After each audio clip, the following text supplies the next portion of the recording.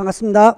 예, 저는 소방단계 소방학과 소방법규를 강의하고 있는 이근상 교수라고 합니다. 지금 여러분 들으신 분들은 뭐 소방학 개론을 들으시고 또 이걸 듣고 계신 분도 계실 거고요. 소방관계 법규만 먼저 또 들으신 분도 계실 겁니다. 오늘 제가 할 얘기는요, 공개시험이요, 2018년 하반기부터 시작해서 2019년 올해 2020년까지 공개시험으로 출제된 내용들을 분석을 하고요. 그에 따른 대책, 즉 학습 전략을 좀 짜보기 위해서 그래서 이렇게 강의를 찍게 됐네요. 일단은 3개년 기출분석은요, 문제 자체 하나하나를 다 하진 않습니다. 문제가 어떻게 변형해 가느냐, 어떻게 다양하게 나오냐, 다음엔 또 어떻게 출제될까, 약간의 예상도 좀 해보고요. 우리가 공부하는 방향 설정을 하기 위해서이기 때문에요.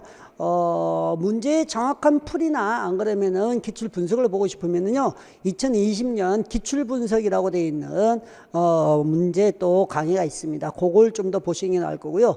좀 특이한 특징들이 조금 있어서 그거 위주로 좀 설명을 드릴 겁니다. 아무래도 이제 지금은 소방 관계법규는 공채, 남자 이제 공채를 중심으로 하고요. 학과 특채 학생은 간단하게 제가 또 학과 특채를 강의를 다시 촬영을 할 거니까 그쪽을 좀 보시면은 좋을 것 같습니다. 일단은 뭐 가장 먼저 해야 될 일은 이제 문제의 분석인데요. 문제 출제를 좀 알아보죠. 기본적으로 소방은 4개의 법으로, 소방관계법규는 4개의 법령으로 되어 있습니다. 소방기본법, 그리고 간단하게 되어 있는 소방시설법인데요. 정확한 풀네임은 화재 예방, 소방시설 설치 유지 및 안전관리에 관한 법률 이렇게 되어 있는데 약칭으로 소방시설법 이렇게 하게 됩니다. 자, 그리고 이제 소방시설 공사업법 있고요. 마지막으로 위험물 안전관리법, 이렇게 총 4가지의 법으로 되어 있고요. 이런 법은 법률이 있고 그 다음에 다시 그 하위 법령으로 시행령과 시행규칙이 있습니다. 그래서 공채는 그렇게 총 12가지의 법령으로 우리가 이루어져 있는 시험 범위를 가지고 있습니다. 시험 지금 현재 출제되는 방식은요, 기본적으로 각 법마다 5문제씩 출제된다고 보시는 게 제일 합당할 것 같습니다. 18년도 하반기에는 6문제와 4문제가 출제된 경우가 있습니다. 입법과 3법에. 그런데 뭐 기본적으로 지금 19년도하고 20년도에 다시 5문제씩 출제되고 있거든요. 시험 범위에 있는 내용을 보자면 아무래도 지금 칸을 질러 놓은 게요, 여기에서부터 하나, 둘, 셋, 넷, 다섯, 여섯, 일곱, 여덟, 아홉, 10개로 되어 있다는 것은 10개의 내용, 즉 파트라고 하기 그렇고요. 그 관련 내용으로 시험 문제가 출제가 되었다는 겁니다. 이걸 과거로 더 돌려서요, 우리가 복원을 한 문제를 가지고 분석을 해보면 훨씬 더 늘어납니다. 훨씬 더 늘어나는데, 현재 우리는 모든 것을, 그건 또 다시 제가 기본 과정이든 안 그러면은 저게 생기초 과정이든 거기에서 또 설명을 드리거든요. 그때 이제 좀 보시도록 하고요. 지금 우리가 오늘 볼 것은 최근 3년 동안에 나온 3회 시험 동안에는 어떤 식으로 문제가 중복이 되고 또 어떤 식으로 새로운 문제가 나왔더냐, 그런 것들 좀 보고요. 문제가 같은 동일한 내용을 출제가 되는데 같은 내용이 나오냐, 조금 더 그 안에서도 변형을 주느냐, 그런 것도 좀 보려고 합니다. 자, 가장 먼저 지금 이제 10가지의 파트 내용 중에서 중복되게 나오는 게 있죠. 예, 노란색으로 되어 있는 거고요. 3개 중에서 3번 중에서 2번이 나오면 초록색으로 표시했는데 잘 보이실런가 모르겠습니다. 노란색으로 되어 있는 제일 2번째 칸에 있는 소방용수시설의 종류, 소방용수시설의 설치, 저수조도 소방용수시설 안에 들어가는 거거든요. 그것이 다 포함이 되는데, 저수조 하나만 물어봤다가 소방용수시설을 설치할 때 안에 있는 조건들을 걸리는 몇 메다 이런 거를 다양하게 물어보기도 하고요. 그 다음에 이건 단순하게 그냥 종류가 뭐이나 더 쉽게 나온 경우가 있었습니다. 그 다음에 이제 18년도 하반기하고 19년도에서는 손실보상에 관련된 문제가 나오고요. 불을 사용하는 설비 같은 경우도 2년 연속으로 나옵니다. 여기에 관련된 숫자들이 있는데요. 이 숫자 노름이 좀 많습니다. 여기 특히나 소방기본법에서는 숫자가 제시되는 게 좀 많이 있어가지고 그것도 좀 볼 거고요. 특이하게 나온 것들이 이런 소방안전교육사 시험의 조건 같은 경우는 특이하게 나온 거예요. 왜냐면 이런 경우는 제가 왜 노란색으로 했냐면요, 그 전에 있는 기출문제에서도 거의 출제되지 않다가 갑자기 대두가 된 거고요.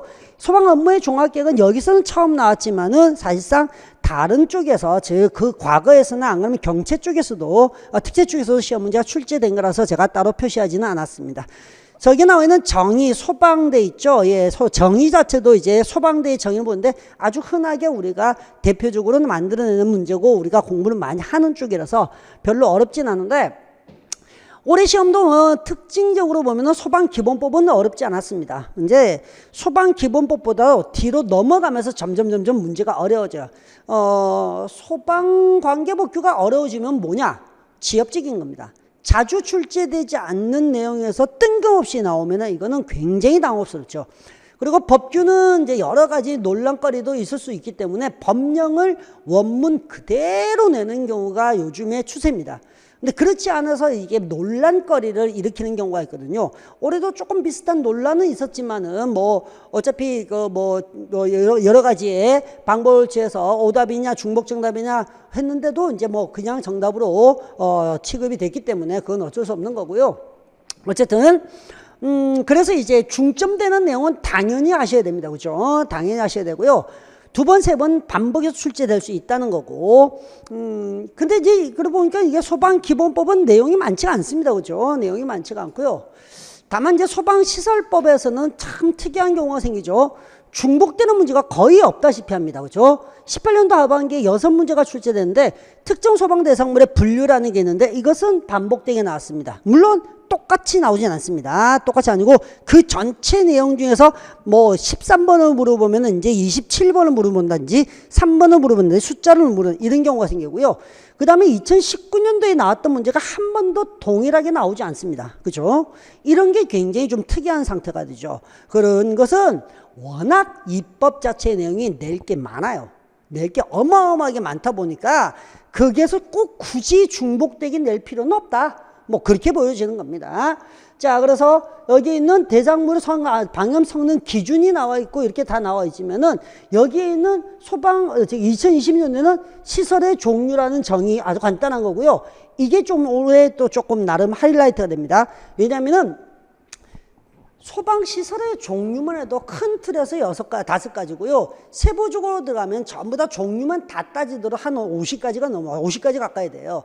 근데 이런 소방시설을 분류하고 외우는 것도 만만치는 않거든요. 그리고 특정 소방 대상물이라는 것은 큰 틀에서 30가지로 나눠지고요. 그 세부적으로 들어가 있는 종류들을 따지면 뭐 백몇십 가지가 되는 거예요. 근데 이것들이 그 서로 클로스가 되면서 특정 소방 대상물 중에서도 어떤 대상물 안에 어디다가 단독 경보용 감지기를 넣어야 되냐. 그러면 이걸 단독 경보용 감지기를 탁 찍어서 알 수가 없단 말이에요. 그래서 우리가 좀 더 다 봐야 되는데 그래도 이걸 더 외우기가 힘드니까 몇몇 가지는 암기법으로 하고요. 뭐 올해는 이런 상황이 벌어지면 암기법을 더 늘려야 되느냐 마냐 고민 중입니다. 왜냐면은 암기법이 늘어나면 늘어날수록 외울 수는 있는데 이게 누구 거냐 이게 머릿속에서 혼돈이 올 수 있어요. 그래서 이제 그런 것들은 제가 강의 방법이나 안 그러면 여러분들한테 주지 인지를 시킬 수 있는 방법론적이기 때문에 고민을 충분히 더 해보도록 하겠습니다. 그래서 올해 제가 여기에다가 노란색을 하는 게 여기 단독 경보용 감지기 대상물 요게 조금 더 특이한 문제 형태고요. 좀 더 이전까지는 나오지 않았고 제가 심화 과정에서 했던 문제와 아주 유사하게 나왔어요. 근데 친구들이 수업을 하다 보면은 심화 과정에서 수업하는 것을 아주 집중적으로 잘 안 해요. 그래서 제가 나중에 이게 지금 우리 여자 공채들 있죠. 여자 공채들. 공채 친구들 중에서 여학생들 공채는 너무 힘들잖아요. 필수도 거의 만점 가까이 받기도 하고요. 근데 이제 선택해서 하나가 틀려서 0점 몇 점 차이로 떨어지거나 붙고 이게 생겨요. 마음의 부담이 언제나 있습니다, 여러분들. 제가 여러분들한테. 마음의 부담이라는 건 어떤 거냐면요. 강의를 하는 사람의 입장에서는요. 제가 가르치는 모든 학생들이 만점 받기를 바라요. 근데 그런 날은 오지 않죠. 그러지는 않는데 되도록이면 더 열심히 하는 학생들이 더 좋은 점수를 받기를 좀 바랍니다. 그래서 이제 여자 수험생들한테는요. 이 정도면 돼요 라는 말 하지 않는 게 좋아요. 끝이 없어요. 여러분들끼리 싸우잖아요. 몇 명 뽑지 않잖아요. 그러니까 조금이라도 더 다양하게 조금이라도 더 많이 하신 분들이 더 합격할 확률이 높다고 생각하셔야 돼요. 선생님 이걸 어떻게 해요? 그럼 없어요. 어떡하긴요. 해야죠. 다만 남자 공채들 같은 경우는 사실은 여자 공채보다는 조금 낫죠. 조금은 이제 여유로운 점수. 그러니까 합격선이라는 게 그렇단 말이에요. 합격선이 원점수에서 평균 92점이 넘어버리면요, 이건 어마어마한 시험이거든요. 한두 개 실수하면 떨어지거든요. 그랬을 때 이제 남자 공채는 그래도 한 90점에서 왔다 갔다 하는 정도가 돼요. 95점까지는 안 가니까. 필수에서 좀 더 맞추는 게 더 좋은 방법이긴 한데, 이제는 제가 뭐 어떻게 말을 할 수가 없어요. 올해부터 시험 점수들이 너무 많이 올라와가지고 학생들, 수험생들이 실력이 좋아졌다고 봐요.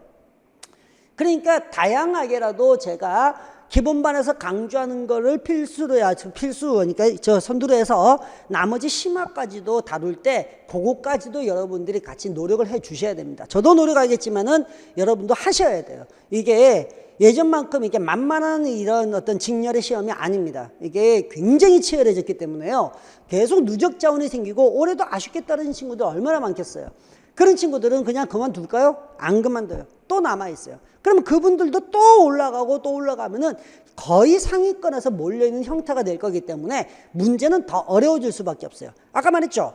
소방법규가 어려워진 건 딱 하나예요. 자주 안 내던 거 내는 거예요. 이거 나올까요? 몰라요. 이거 안 나올 확률은 적은데 그래도 해야 돼요, 이제는. 그런 상황이 이제 벌어진 겁니다. 자, 안전관리 보조 대상물 같은 경우도 사실상 요 앞에서 1급 대상물을 하는데 보통 1급, 특급, 2급 이 정도도 외우기가 힘든데 안전관리 보조자, 얘는 안전관리자고요. 보조자가 해야 될 대상물까지 나와버리면은 더 깊이 들어갔다는 거죠. 물론 수업 시간에 강조는 하기 때문에 제가 오늘 따로 얘기하지 않겠습니다만은 이런 증축 소방시설 기준 같은 경우는 문제 관점이 달라져 버렸어요.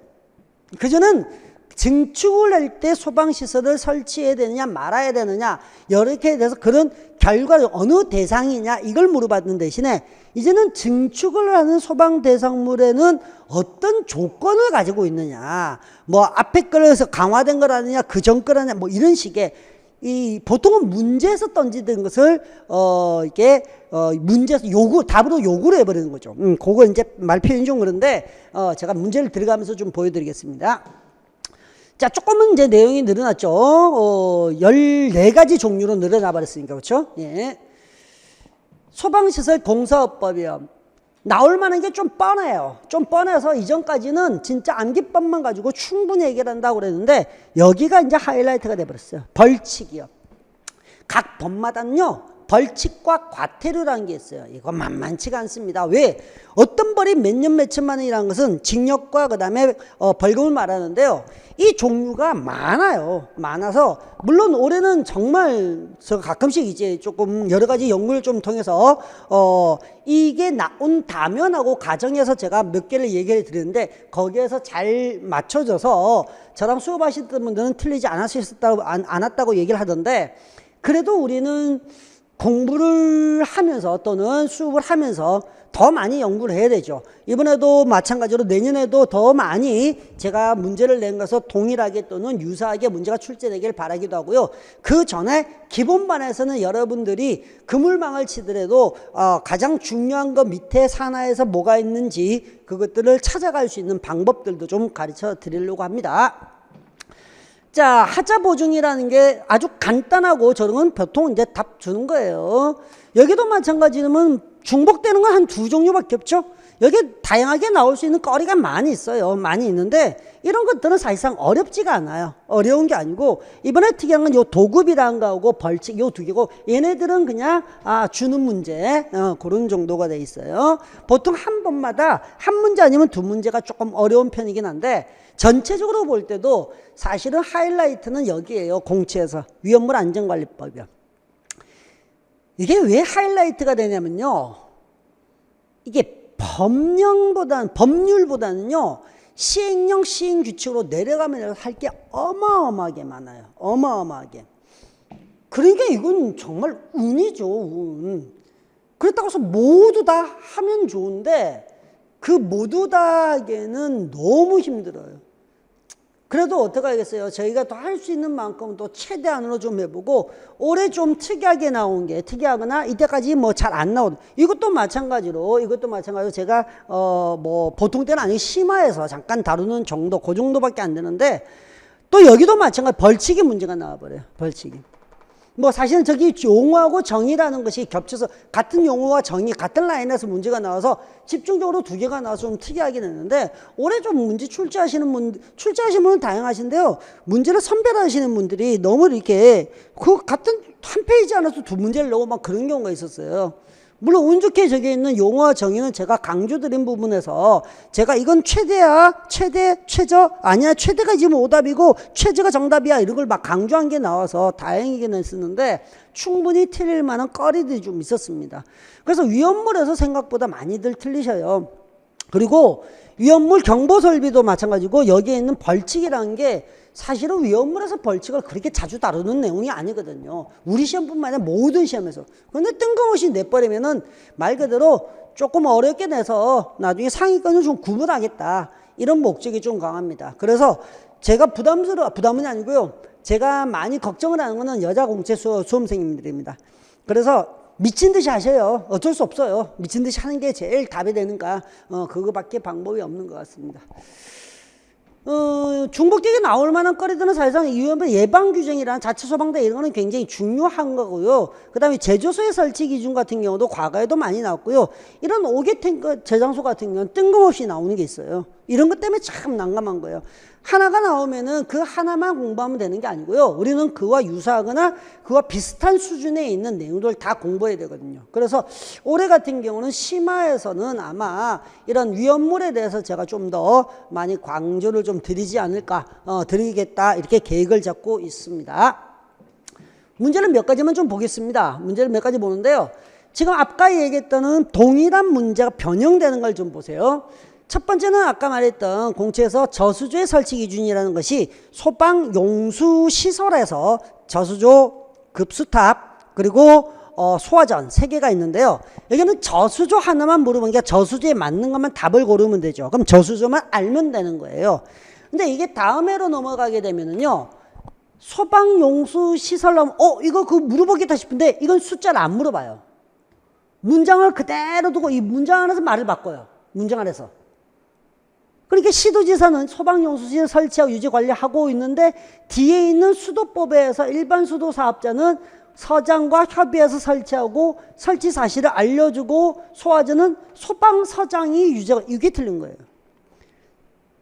자기가 사업하다가 자기가 만들었으면은 일반 수도 사업자가 이게 설치 유지 관리해야 되는 거예요. 그러니까 이게 어렵다고 표현하는 게 아니고요.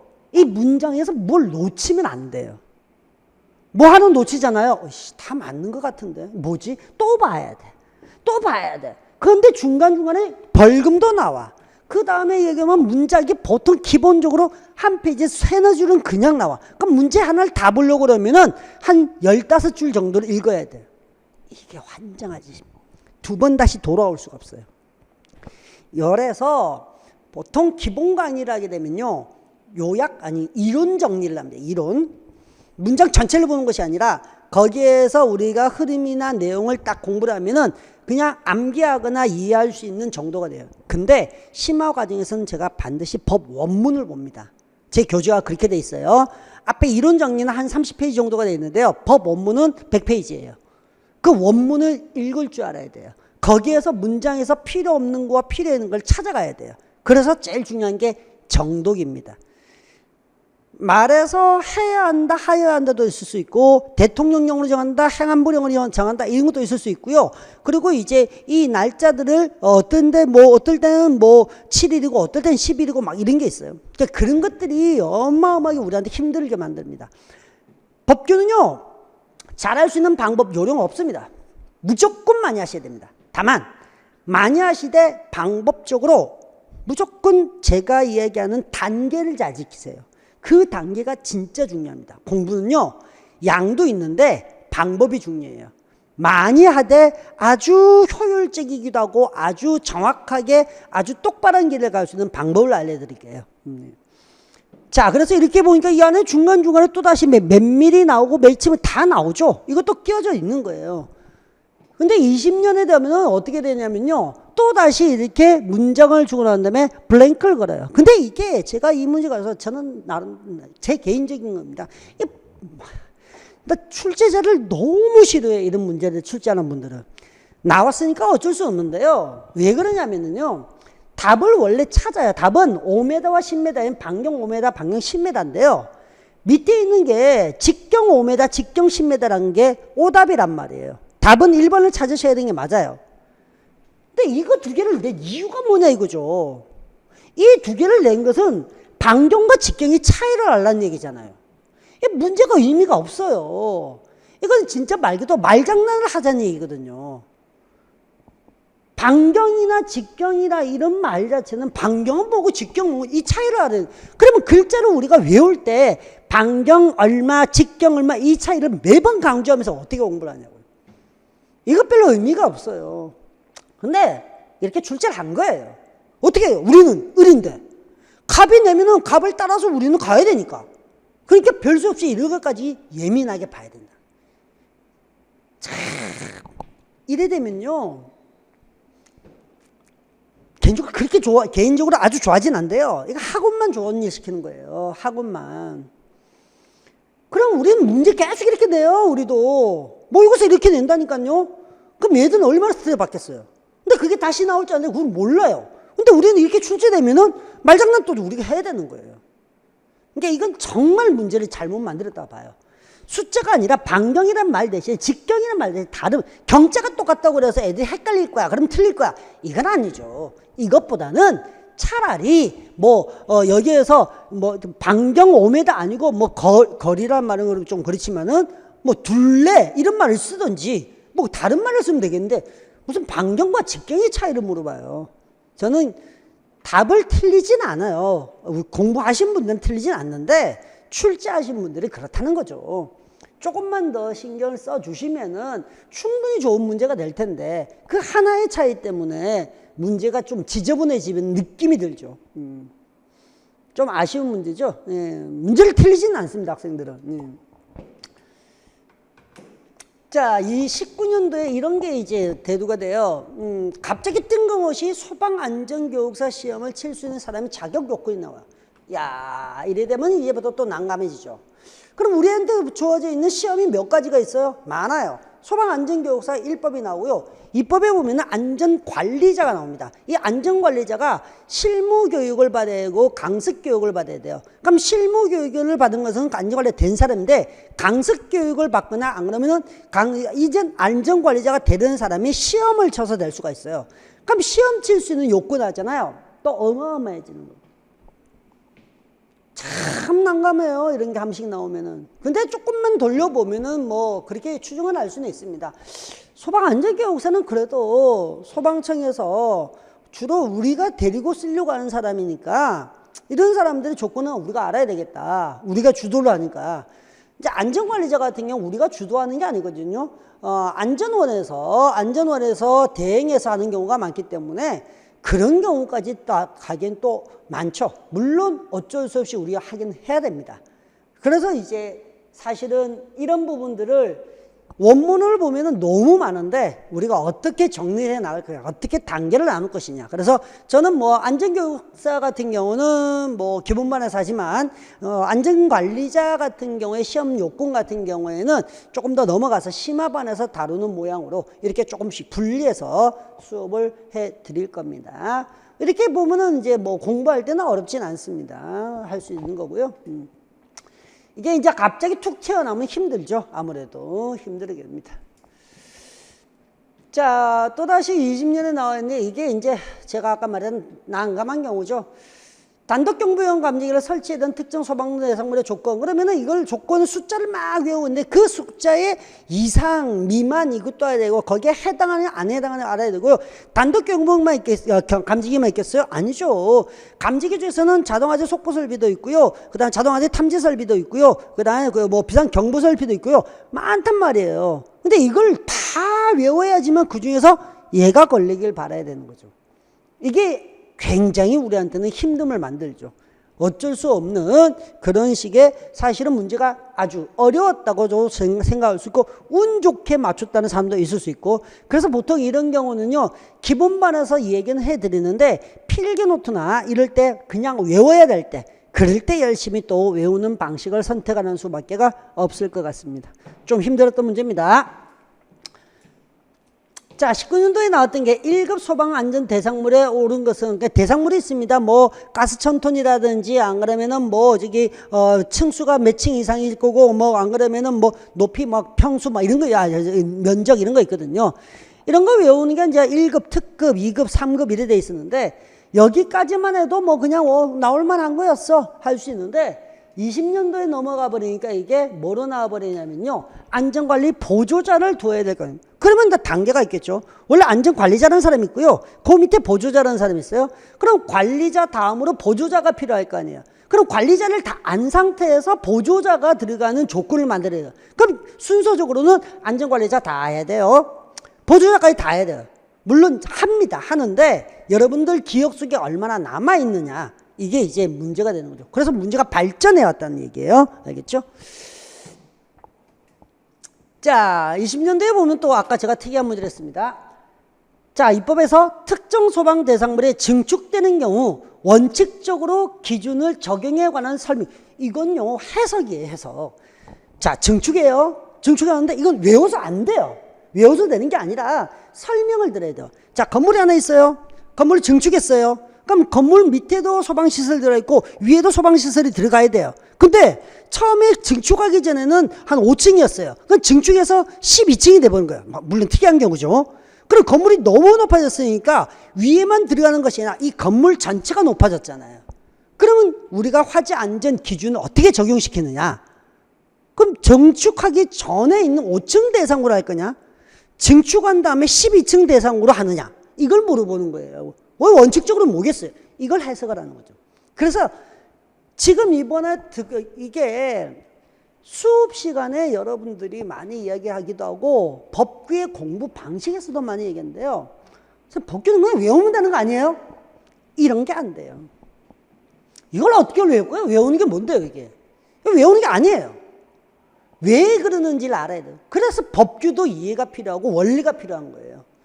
이걸 왜 하니? 이렇게 사는 거야 라는 게 아는 사람들은 할 수 있어요. 봐, 금방 얘기한 것처럼 기존 부분 5층 포함해서 12층 전체에 대해서 증축 전에 시설 또는 안전 기준을 적용해야 된다. 증축하기 전에, 증축되면 증축하기 전 5층을 대상으로 할래요, 12층을? 이거예요.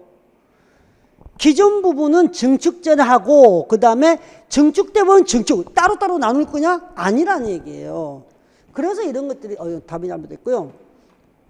그래서 기존 부분을 포함해 있는 대상에 대해서 전체를 적용시켜야 된다. 나머지 이건 아니야 라고 예외로 빼주는 건 있어요. 근데 말했듯이 5층짜리 건물에 들어가야 소방시설이나 안전기준에서 12층이 되면 12층이 맞게끔 해야 되는 거죠.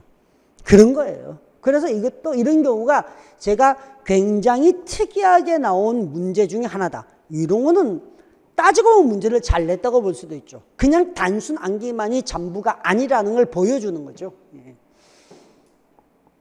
자, 20년에는 이런 것도 나와요. 도급이라는 게 자주 나오는 문제가 아닙니다. 근데 이 도급의 원리를 아시죠? 이것도 마치 원리나 이해가 필요한 거예요.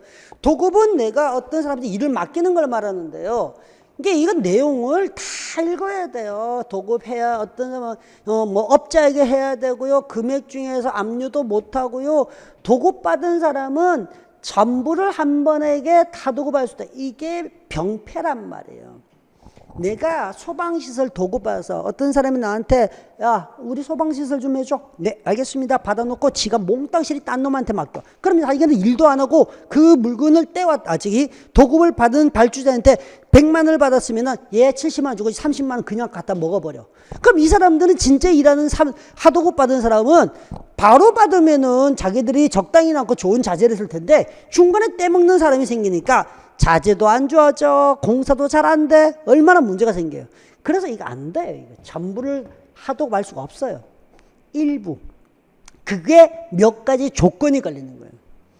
그러니까 전부, 일부 이 말로 장난을 친 것처럼 보이지만은 사실은 중요한 내용이죠. 중요한 내용이에요. 우리 산업 구조에 대한 문제도 될 수 있고 지금도 이런 거 가지고 말이 많은 거고요. 그래서 이것도 문제가 잘 만들어졌다고 보여지는 겁니다. 2020년 문제들이요 굉장히 좋아졌어요. 굉장히 좋아졌는데 몇몇 문제가 조금 문제가 있긴 있지만은 아주 좋아졌어요. 그래서 20년 문제 이거는 또 특이한 거죠. 아까 말했듯이 벌칙이라는 문제가 한번 나오기 시작하면 답이 없어요. 진짜로. 만약 놈이 최고입니다. 1년 이하 또는 1천만 원, 1년 이하의 징역 또는 1천만 원의 벌금에 해당하는 자로 옳지 않은 것. 이건 나아요. 왜? 법령 안에 나와 있는 게 벌칙이 제일 많은 게 뭐냐면 1년 이하의 징역 또는 1천만 원의 징역이에요. 이걸 다 외우는 것이 아니라 나머지 몇 개의 특징적을 외우면 여기서 걸려서 들어오거든요. 그래서 항상 제가 매번 강조하는 게 뭐냐면은 3법이든 모든 법에서 제일 큰 벌칙은 외워야 된다. 왜? 경각심을 일으키기 위해서 이러시면 안 됩니다. 이거 하시면요 3년 이하의 징역 또는 3천만 원 이하의 벌금 나와요. 이렇게 경각심을 줄 수 있거든요. 그래서 다른 것도 좋은데 일단 기본적으로 하나는 외우자고 했던 게 있었어요. 그게 뭐냐면은 첫 번째고 소방시설 공사업이에요. 그럼 시설업을 하는 사람들 제일 나쁜 벌이 뭐겠어요? 업자들인데 무등록업자죠. 소방시설 업자가 아닌데 소방시설 업자인 것처럼 해서 공사를 한 거예요. 그럼 누가 책임질 거예요? 이게 제일 나쁜 거예요. 그게 제일 큰 게 3년 이하의 징역 또는 3천만 원 이하의 벌금이에요. 그래서 이거 하나만 딱 기억했으면 나머지는 차단할 수 있죠. 물론 이것도 다 하죠. 근데 더 강조를 할 뿐이죠. 근데 이걸 제가 장담을 못 한단 말이에요. 일단 순서, 아까 말했죠? 공부는 순서가 있어요. 어떤 걸 먼저 하고 그 다음 어떻게 찾아. 교재는 이제 새로 편찬을 했을 때 지금 제작해서 이제 출고가 될 텐데 제가 어떻게 해놨냐면은 모든 법에서 그 옆에서 벌금과 벌칙을 그 안에 중간중간에 계속 끼워요. 공부하면서 한번 보고 또 마지막으로 또 한번 보고 이렇게 반복해서 볼 수 있도록 그렇게 조금 교재를 새로 출간을 해 나갈 겁니다. 출간될 겁니다. 자, 이것도 이제 나름 특이했던 문제가 되는 거고요. 19년도에 또 특이했던 문제예요. 이런 것들이 어려워요. 왜? 그 많은 내용 중에서 이걸 내가 그냥 지나칠 수 있는 경우거든요. 안 보면 틀리고 보면 너무 쉽고요. 이런 것들 우리가 보통 지엽적이라고 그러고 보통 끄집어내는 거죠. 방법 없죠. 저도 여러분들하고 같이 자 오늘은 책 한번 읽자. 책 한번 읽어가야 되고 자 동그라미 한번 치자. 동그라미 치고 자 요거 혹시 모른다. 밑줄 안 쳐놓자. 뭐 이거밖에 안 되는 거예요.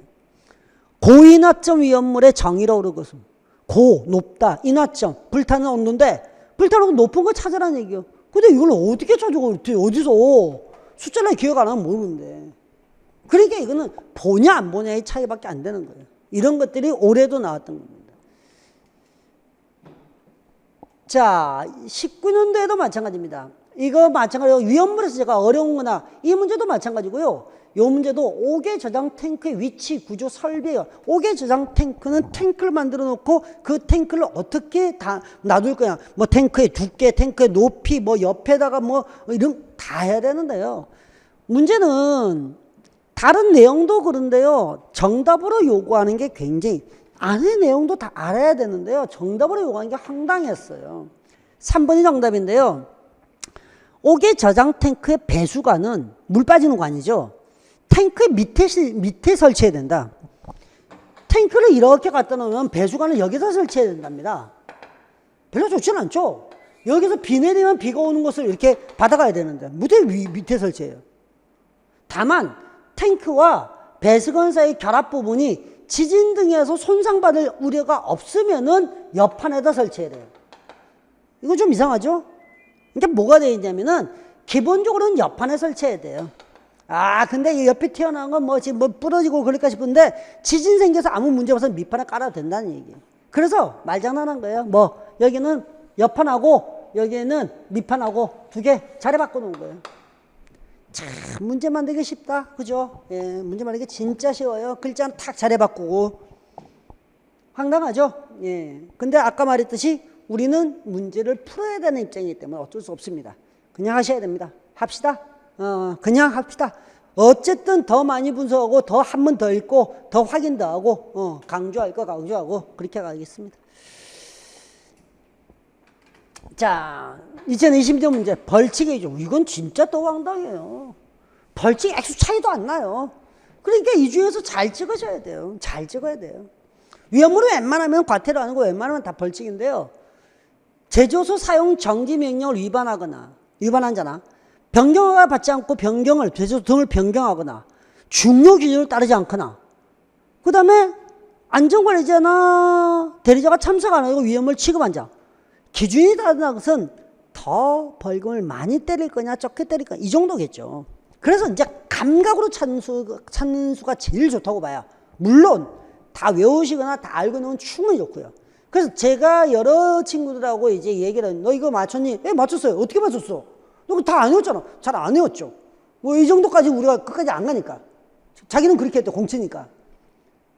근데 4번 정도는 쟤들보다는 벌이 좀 약해야 되지 않을까요? 뭐 취급했는데 좀 잠시 없어 나 혼자 좀 하다 했는데 저건 뭐 몇백만 원씩 때릴 수 있어요? 정답. 이 똑똑한 놈들. 근데 사실은 그런 의미도 있죠. 벌칙이라는 게 잘못됐으면 너 징역 살아? 너 벌금 많이 내야 돼? 이런 건데 벌의 어떤 기준이나 잘잘못이 좀 작으면은 작게 때리겠죠. 이런 것들은 해야 하는데 안 하고 이게 지 맘대로 뭘 바꾸고 중요한 기준인데 안 따랐는데 얘는 취급할 때 잘해도 옆에 누군가가 지켜보는 사람이 있었는데 그 사람 없었다는 것밖에 안 되잖아. 이런 식의 감도 필요하다는 거예요. 물론 그게 전부는 아닙니다. 전부는 아니고요. 외우되 이런 것을 감을 좀 가지고 외우셔야 된다는 거죠. 예, 그런 얘기를 좀 드리고 싶었고요. 마찬가지로 이제 제가 3년 이내 변해오는 과정이나 문제, 특이한 문제들을 좀 본데요. 물론 암기학과는 많습니다. 기본이 암기예요. 근데 기본이 암기인데 암기하더라도 지금처럼 아까 몇몇 문제를 보듯이 이 법은 왜 생겼고 왜 이렇게 하는지도 좀 아시는 게 지금 앞으로 나아갈 문제 형태의 변화입니다. 그래야지 고득점을 받아요. 이제나 고득점 무조건 받으셔야 돼요. 법규에서 90점 미만 나왔다 그러면 이제는 무릎 꿇어야 돼요. 큰일 났다. 떨어지겠다. 진짜 그러셔야 돼요. 여학생들은 이제 95점 100점을 받으셔야 된다고 생각하시고요. 과정은 소방학 개론하고 똑같습니다. 소방학 개론인데 이제 차이가 나는 것은 어떤 내용을 어떻게 하는 거죠. 생기초 같은 경우는 8시간은 완성을 해뒀습니다. 다 이미 강연 완성이 됐고요. 기초 기본반은 제가 본 교재에 이제 이번 주 내로 이제 나올 것 같은데요. 인쇄는 들어갔으니까 본 교재에서 기본 이론 정리라는 부분이 있어요. 기본 이론 정리. 이런 기본 이론 정리하고 아까 말했던 최신 기출문제, 대표적인 기출문제 이 두 가지를 위주로 공부를 해 나갑니다. 이제 이 두 가지를 하시면은 제가 보는 관점에서는 90점 정도까지는 봐요. 90점 정도인데 그 다음에 기본 플러스 이론반에서는 여기는 기본 이론 정리를 좀 더 빨리 하고요. 그 기본 이론 정리에다가 관련되어 있는 법 원문을 조문을 하나하나 확인을 할 거예요. 이 과정이 있지 않으면은요. 여기에서 다루지 않았던 내용을 여기서 다룰 거고요. 법 원문 1년법을 할 거고요. 그래서 그걸 가지고 우리는 만점으로 가자는 얘기예요. 법규 마찬가지예요. 문제 빨리 풀고 중요하지 않습니다. 익숙해져야 됩니다. 소방학 개론보다도 법규는 더 많은 횟수를 돌아야 돼요. 회두기라고 그러죠. 횟수를 돌아야 되는데 그 횟수를 돌아가는 것들이 얘네들은 사실은 중요하다는 거죠. 기출 및 변제 이것도 중요합니다. 왜 중요하느냐. 법이라는 게요. 벗어날 범위가 없어요. 응용이라는 게 없어요. 그러니까 그 내용 안에서 나오게 돼 있어요. 그러면은 2010년도, 2018년도 그 다음에 2005년도 이거 해도 돼요. 다만 바뀐 법에 적용이 되게끔 하면 되죠. 그래서 사실은 법규는 얘가 굉장히 중요합니다. 소방학도 중요하긴 한데 법규는 출제되는 내용의 퍼센테이지가 더 많습니다.